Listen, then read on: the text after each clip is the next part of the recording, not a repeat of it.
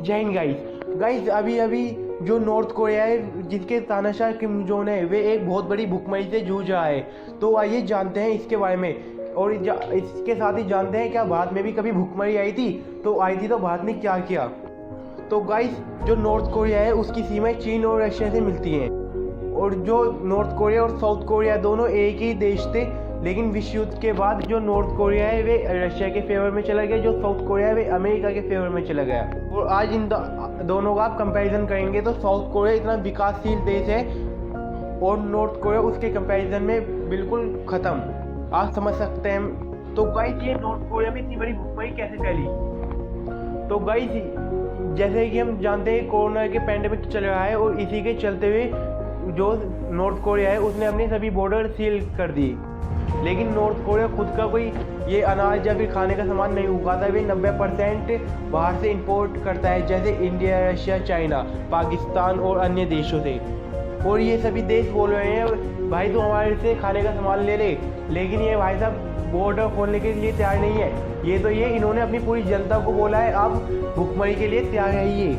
इन्होंने बोला है आप आर्डुअस मार्च के लिए तैयार रहिए।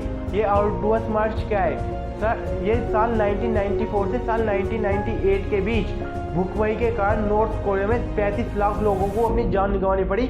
और उस समय जो नॉर्थ कोरिया की जनसंख्या थी वो थी सिर्फ 2 करोड़।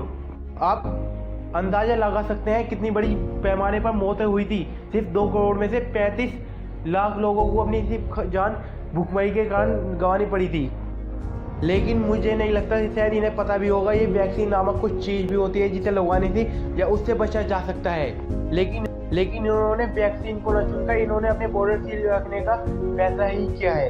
तो गाइस, क्या कभी ये भारत में भी भुखमरी फैली थी? तो गाइस हाँ, ये बात है जब इंडो और चाइना का युद्ध चल रहा था, भारत के अंदर इतनी भुखमरी फैल रही थी। जब भारत के जो प्रधानमंत्री थे वे थे लाल बहादुर शास्त्री, तो उन्होंने सब पूरी जनता को एक मोटिवेट किया था और उनसे बोला था आप एक दिन का व्रत रखिए। और जो वो व्रत का बचा हुआ खाना था वो हमारे सैनिकों को जाता था बॉर्डर पर, जिससे वे चाइना वालों से लड़ रहे थे। और जब ही जन्म हुआ हरित क्रांति का। और आज भारत में इतना ज़्यादा नाज उगता है कि भारत पूरे देशों को सप्लाई करता है। यहाँ तक नहीं, भारत तो एग्रीकल्चर के लिए विश्व में जाना जाता है।